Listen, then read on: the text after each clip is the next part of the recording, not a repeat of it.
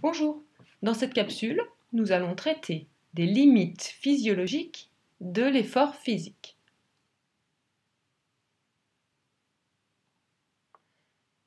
Lorsque nous sommes au repos, notre corps consomme malgré tout du glucose et du dioxygène.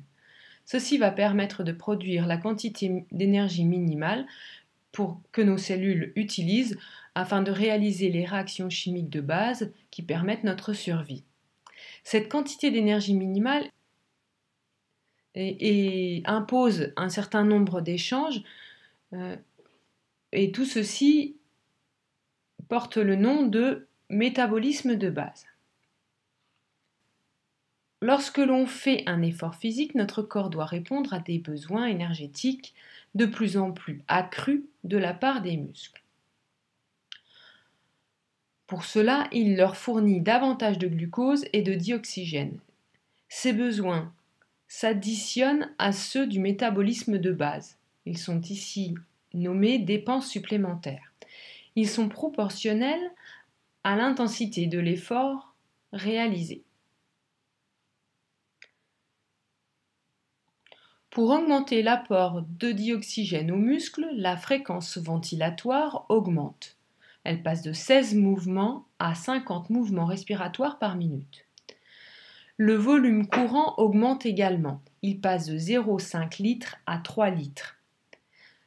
Ceci a pour résultat d'augmenter le débit ventilatoire. Nous validons donc l'hypothèse numéro 3 de la capsule précédente.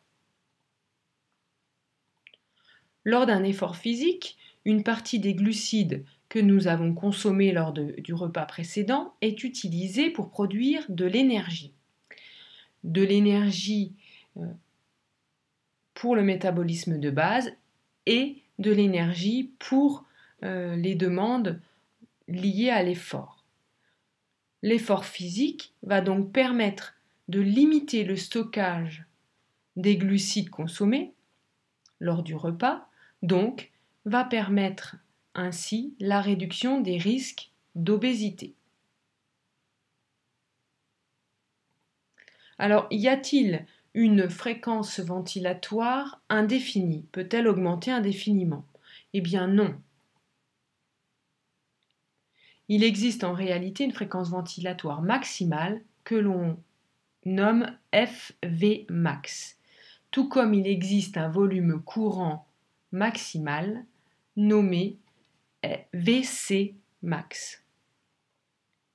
La fréquence ventilatoire multipliée par le volume courant correspond au débit ventilatoire. Il existe donc un débit ventilatoire maximal qui est propre à chaque individu. L'oxygène dont nous avons besoin lors de la respiration cellulaire provient de l'air que nous inspirons.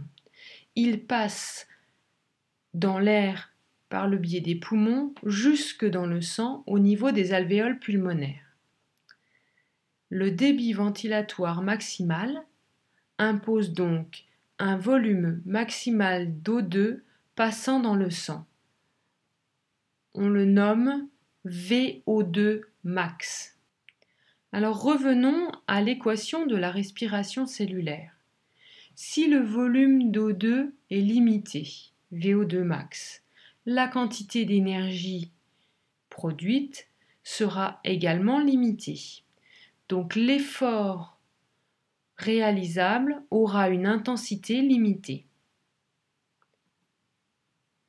ce qui implique que les performances de l'athlète sont limitées par son VO2 max.